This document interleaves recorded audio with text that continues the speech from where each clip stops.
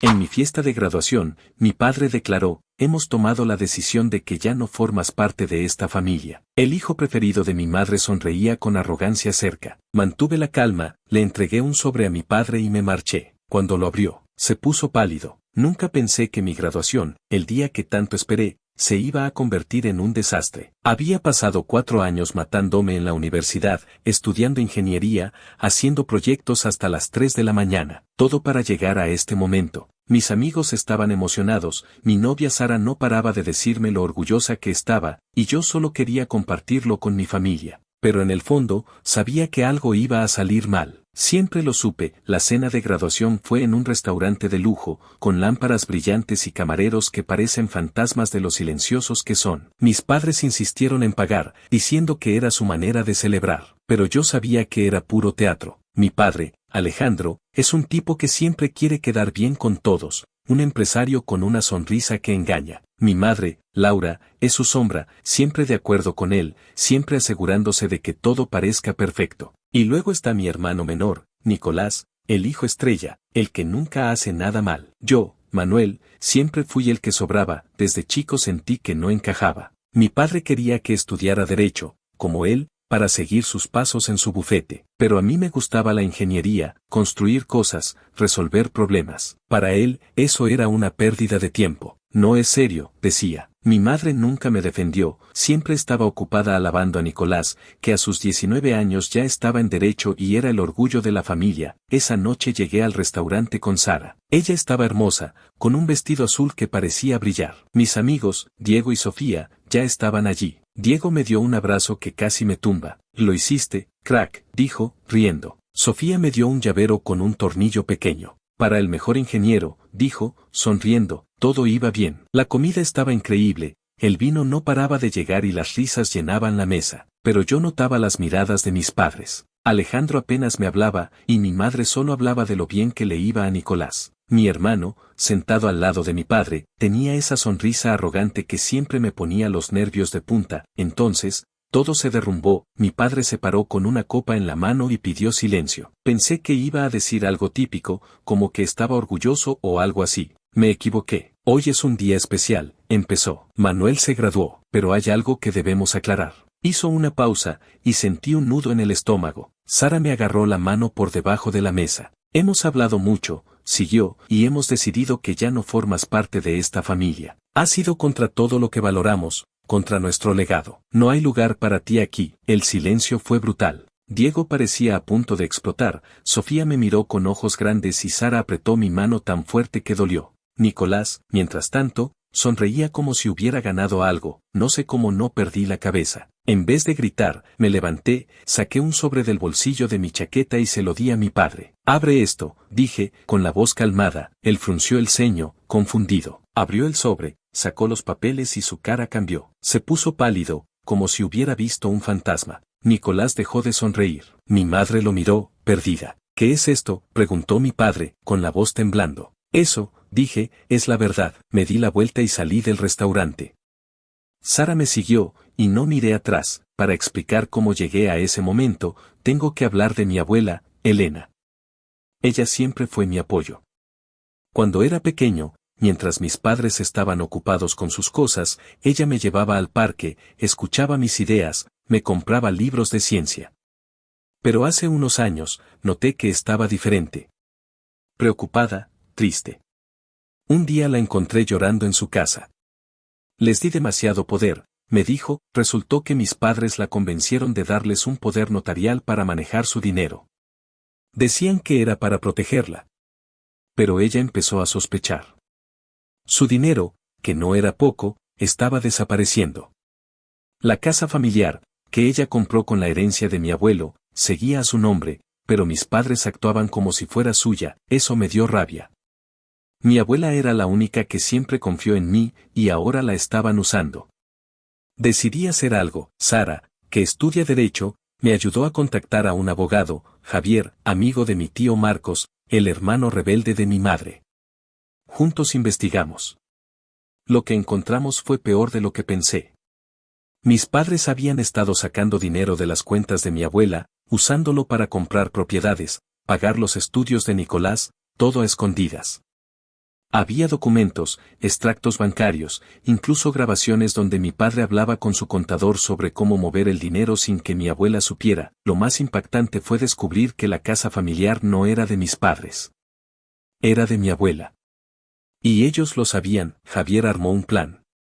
Primero, revocamos el poder notarial de mis padres, algo que pudimos hacer porque mi abuela estaba dispuesta a firmar. Luego, me nombraron tutor financiero de ella. Finalmente, juntamos todas las pruebas del fraude en un expediente. Ese era el sobre que le di a mi padre. Cuando salí del restaurante, el aire frío me pegó en la cara. Sara me abrazó sin decir nada. Diego y Sofía salieron detrás de nosotros. ¿Qué fue eso?, dijo Diego, furioso. ¿Cómo se atreven? Ya lo sabías, ¿verdad?, preguntó Sofía. Asentí. Sabía que algo así podía pasar. Pero no así, no tan cruel. Sara me miró, decidida. Esto no termina aquí, Manuel. Vamos a pelear, y así empezó la batalla más grande de mi vida. No solo por mí, sino por mi abuela. Salir del restaurante fue como dejar atrás una vida entera. El aire frío de la noche me ayudaba a pensar, pero mi cabeza era un torbellino. Sara caminaba a mi lado, en silencio, pero su presencia me mantenía en pie.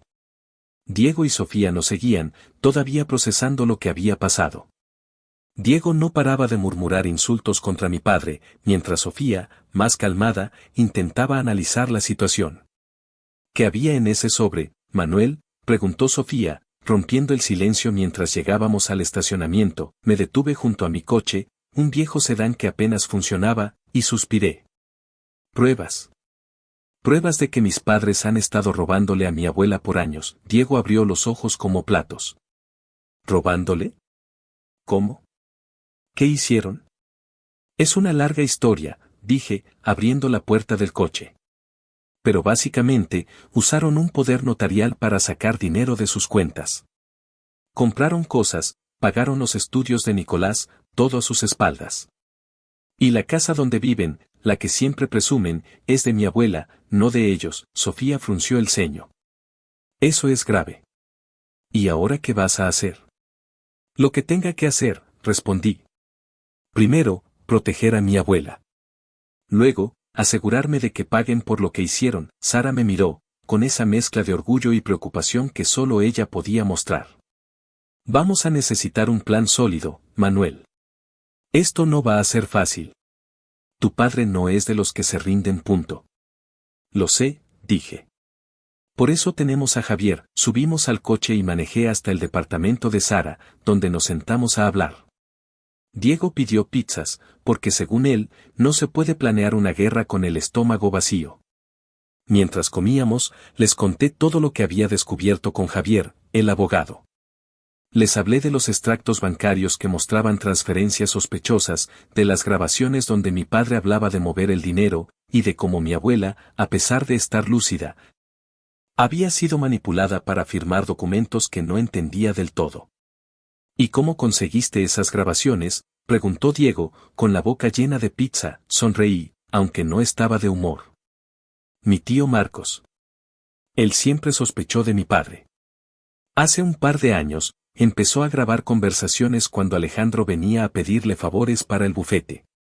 Marcos no es tonto, sabía que algo no estaba bien. Me pasó las grabaciones cuando le conté lo de mi abuela. Sofía sintió. Tu tío es un genio. Pero, Manuel, esto va a ser una pelea dura. Tu padre tiene contactos, dinero, poder. ¿Estás seguro de que quieres meterte en esto? Miré a Sara, que estaba sentada a mi lado, y luego a mis amigos. No tengo opción. Mi abuela es lo primero. Si no hago nada, la van a dejar sin nada. Sara puso su mano sobre la mía. No estás solo. Vamos a ayudarte. Yo puedo trabajar con Javier en la parte legal. Mis profesores de la facultad también pueden darnos una mano. Diego levantó su refresco como si fuera una copa de vino. Y yo me encargo de la moral. Si necesitas que alguien le pinche las llantas al coche de Nicolás, solo dime. Todos reímos, aunque la situación no tenía nada de graciosa. Pero así era Diego, siempre encontraba la manera de aligerar el ambiente. Los días siguientes fueron un torbellino. Me mudé temporalmente a la casa de mi abuela para estar cerca de ella. Su casa era pequeña, acogedora, llena de fotos viejas y muebles que olían a madera antigua. Cada vez que entraba, sentía una calma que no podía explicar. Pero también veía la preocupación en sus ojos. Manuel, no quiero que te pelees con tu familia por mí, me dijo una mañana mientras desayunábamos. Estaba cortando una manzana con cuidado, como si cada movimiento fuera un ritual. No es una pelea, abuela, respondí. Es hacer lo correcto. Ellos no debieron tocar tu dinero, ella suspiró, y por un momento pensé que iba a discutir. Pero en vez de eso, me tomó la mano y sonrió. Siempre supe que eras diferente. Tienes el corazón de tu abuelo, eso me dio fuerza. Pero también sabía que la pelea apenas comenzaba. Javier me llamó esa misma tarde para decirme que había presentado los documentos para revisar el poder. No también estaba preparando una demanda por fraude financiero, pero me advirtió que sería un proceso largo. Tu padre va a contraatacar, dijo Javier por teléfono. Es un abogado con experiencia, y tiene recursos. Necesitamos estar preparados para todo. ¿Qué tan malo puede ponerse?, pregunté. Javier hizo una pausa. Depende de cuánto esté dispuesto a ensuciarse. Pero con las pruebas que tenemos, no tiene mucho margen. La casa es el punto clave. Si logramos demostrar que es de tu abuela, ellos pierden su fachada perfecta. Esa noche, Sara vino a la casa de mi abuela con un montón de libros de derecho y su laptop. Estaba decidida a ayudarme a revisar cada detalle del caso. Mientras trabajábamos en la mesa del comedor, mi abuela nos trajo café y galletas, como si fuéramos estudiantes preparando un examen. ¿Estás segura de que quieres meterte en esto?, le pregunté a Sara, mientras ella subrayaba un párrafo en un libro. Ella levantó la vista y sonrió. Manuel, si no estuviera aquí, estaría preocupada todo el tiempo. Además, esto es personal. Tu padre me miró como si fuera basura en esa cena. No se la voy a dejar pasar, reí, porque era verdad. Sara no era de las que se quedaban calladas. Unos días después, recibí un mensaje de mi padre. Era corto y directo: tenemos que hablar. Ven a la casa mañana a las 6. Sabía que no era una invitación amistosa. Sara y Javier me aconsejaron no ir solo, pero decidí que era mejor enfrentarlo. No quería que pensara que le tenía miedo. Llevé a Diego conmigo, porque aunque no era abogado, su presencia siempre me hacía sentir más seguro. Cuando llegamos a la casa familiar, mi padre estaba en la sala, sentado en su sillón favorito como si fuera un rey en su trono. Mi madre estaba a su lado, con los brazos cruzados, y Nicolás estaba en el sofá, con esa misma sonrisa arrogante. ¿Qué quieres, Manuel?, dijo mi padre, sin siquiera saludar. Ya lo sabes, respondí. Quiero que dejen de aprovecharse de mi abuela. Ese sobre que te di lo explica todo. Su cara se endureció. Eso fue un error. Esos documentos no prueban nada. Y si sigues con esto, vas a destruir esta familia. Destruir, dije, sintiendo la rabia subir. Tú empezaste esto cuando decidiste robarle a tu propia suegra. Mi madre intervino, con la voz temblorosa. Manuel, no hagas esto más difícil. Todo lo que hemos hecho es por el bien de la familia. ¿Por el bien de quién?, repliqué. ¿De Nicolás? ¿De ustedes? Porque no fue por mí, y seguro que no fue por la abuela. Nicolás se levantó, apuntándome con el dedo. Tú siempre has sido el problema, Manuel. Nunca encajaste. Siempre quisiste hacer las cosas a tu manera, y ahora estás inventando historias para quedar bien. Diego dio un paso adelante, pero lo detuve con un gesto. No quería que esto se convirtiera en un circo. No estoy inventando nada, dije, mirando a mi padre. Y tú lo sabes. Esos documentos son reales. Las grabaciones son reales. Y si no paran, esto va a la corte. Mi padre se puso de pie, acercándose a mí. Si sigues por este camino, te vas a arrepentir. No tienes idea de con quién estás jugando, no respondí. Solo lo miré a los ojos, di media vuelta y salí. Diego me siguió, murmurando algo sobre cómo quería darle un puñetazo a Nicolás. Los días se convirtieron en semanas, y la tensión no hacía más que crecer. Javier seguía trabajando en la demanda, y Sara se convirtió en mi mano derecha, revisando cada detalle legal. Mi tío Marcos también se involucró más, trayendo más pruebas que había guardado durante años. Resultó que no solo sospechaba de mi padre, sino que tenía documentos de transacciones sospechosas que databan de mucho antes. Mientras tanto, mi abuela intentaba mantener la calma, pero yo veía cómo le afectaba todo. Una noche, mientras regaba sus plantas, me dijo: Manuel, no quiero que odies a tu familia. Son tus padres, tu hermano. Esto no debería ser así. Punto. No los odio, mentí, porque la verdad era más complicada. Solo quiero que hagas justicia. Ella me miró con esos ojos que siempre parecían ver más allá. A veces, la justicia no arregla todo. Pero confío en ti. Eso me dio más fuerza, pero también más presión. Sabía que no podía fallarle. Una mañana, Javier me llamó con noticias. Presentamos la demanda. Esto ya es oficial. Tus padres van a recibir la notificación hoy. Punto. ¿Y ahora qué?, pregunté. Ahora se pone feo, dijo. Prepárate para que intenten todo. Amenazas, chantajes, lo que sea. Pero tenemos las pruebas, y la ley está de nuestro lado. Esa noche, Sara y yo nos quedamos despiertos hasta tarde, revisando los documentos una vez más. Diego llegó con café, diciendo que era combustible para la guerra. A pesar de todo, me sentía listo. No iba a dejar que mi padre ganara.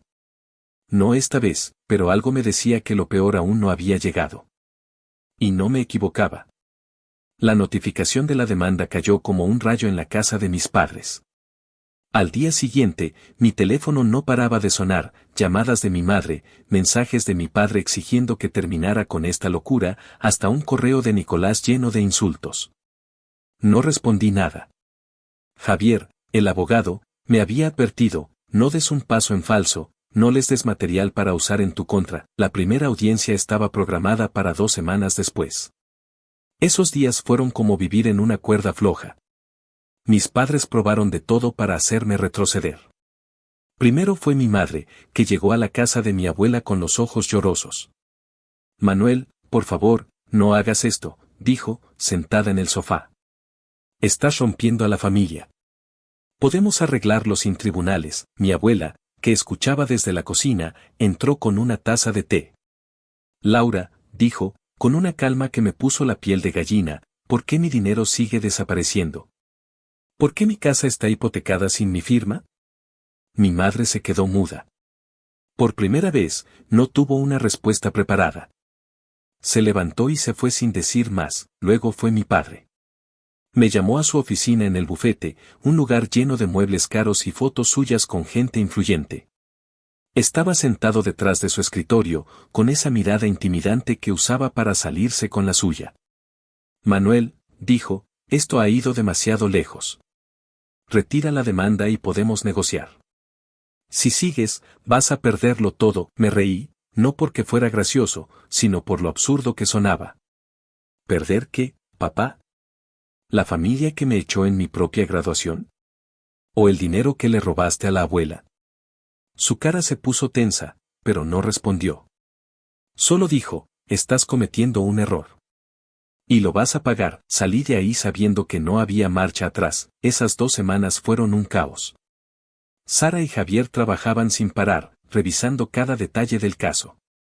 Mi tío Marcos trajo más pruebas, correos entre mi padre y su contador, documentos de transferencias a cuentas en el extranjero, hasta un contrato falso que usaron para justificar una compra de propiedad. Cada prueba era como una pieza de un rompecabezas que dejaba claro lo que mis padres habían hecho. Diego, como siempre, intentaba mantenernos cuerdos. Una noche, llegó al departamento de Sara con una caja de donuts. Si vamos a pelear contra el jefe final, que sea con algo dulce, dijo, guiñando un ojo. Sofía, que se había convertido en nuestra investigadora estrella, encontró algo que dejó a Javier con la boca abierta. Una segunda hipoteca sobre la casa de mi abuela, firmada por mi padre sin su permiso. Eso era oro puro. No solo demostraba el fraude, sino también falsificación de documentos. Esto cambia todo, dijo Javier. Con esta prueba, no solo protegemos los bienes de tu abuela, sino que tu padre podría enfrentar cargos penales. Eso me hizo dudar por un segundo. A pesar de todo, eran mi familia. Pero luego pensé en mi abuela, en cómo había llorado por sentirse traicionada, y supe que no podía parar. El día de la audiencia llegó como una tormenta. La sala del tribunal estaba llena, más de lo que esperaba. Mis padres estaban ahí, con un equipo de abogados que parecían sacados de una serie de televisión. Mi padre, con su traje impecable, actuaba como si nada pudiera tocarlo. Mi madre, a su lado, miraba al suelo. Nicolás no estaba, lo cual me pareció raro, pero no tuve tiempo de pensar en eso. Javier presentó nuestro caso como si hubiera nacido para eso. Mostró los documentos, reprodujo las grabaciones, explicó cada movimiento de dinero. Cuando llegó a la segunda hipoteca, vi a mi padre moverse incómodo en su silla. Su abogado intentó decir que mi abuela había dado permiso verbal, pero Javier estaba listo. Presentó una declaración firmada por mi abuela, diciendo que nunca autorizó nada. La jueza, una mujer mayor con una mirada que cortaba como cuchillo, escuchó todo con atención.